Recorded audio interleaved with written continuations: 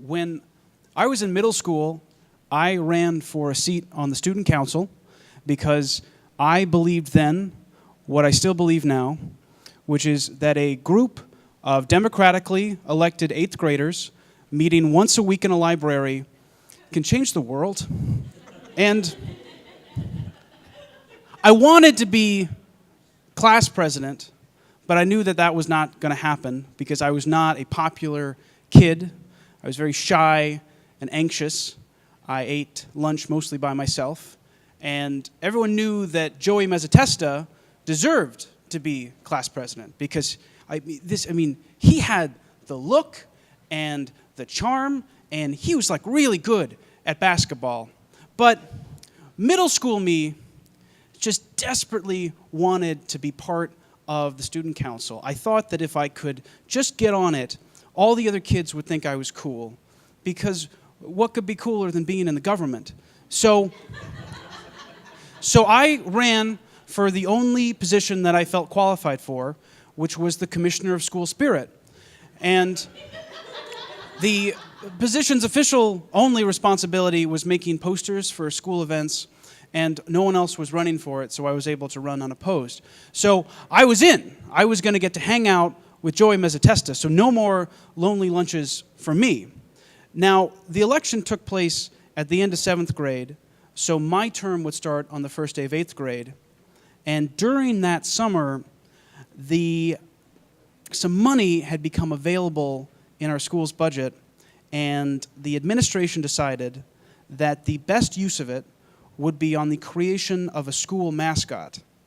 And it was decided, without my input, that the most appropriate person to take on this mantle would be the newly elected Commissioner of School Spirit. So, without my knowledge or consent, I had been appointed the silent avatar for St. Brendan's Catholic School. I was now Brendan the Bear.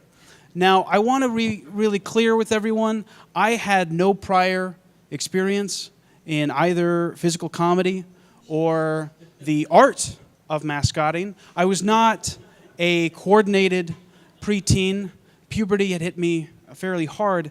And this mascot, like all mascots, was expected to be a wellspring of unbridled enthusiasm and grace, performing pratfalls and flips, cartwheels and mimery. It needed to have rhythm, and I didn't have rhythm. I had, again, signed up for this position to be a part of the crowd, not to be put in front of it. So this was a nightmare. That was what it was. So on my first day of 8th grade, I was entrusted with a brand new full-body bear costume made of the softest of brown polyester. A mask and barefoot slippers completed my ensemble. And as I put on those sacred vestments, for the first time, it just really hit home that everyone I knew was going to laugh at me, and that 8th grade was going to be as lonely, if not more lonely, than 7th grade.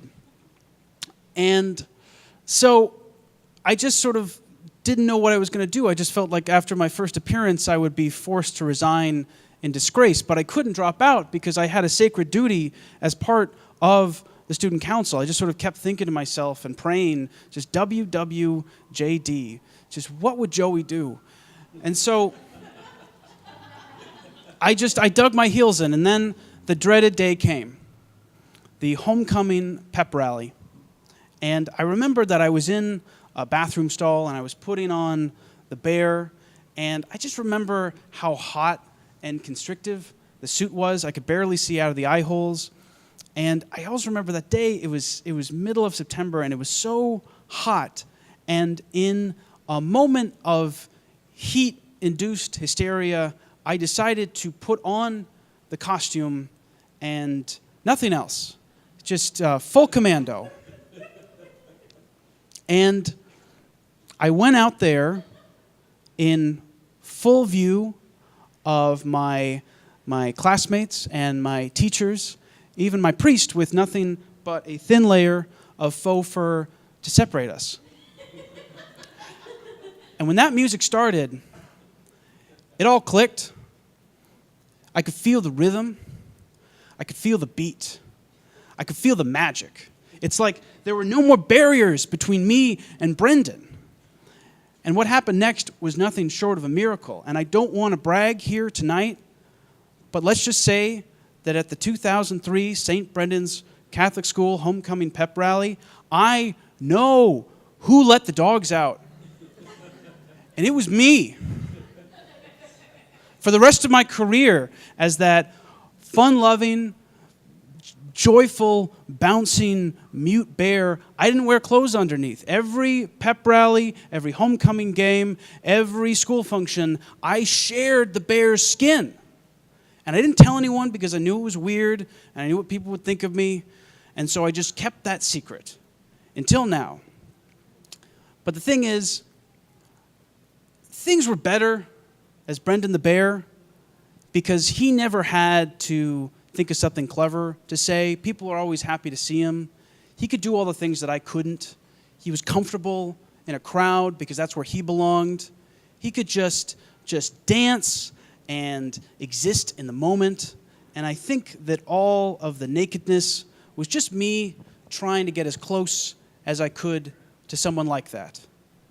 And thanks to Brendan the Bear, I learned about confidence, and I never had to eat lunch alone again.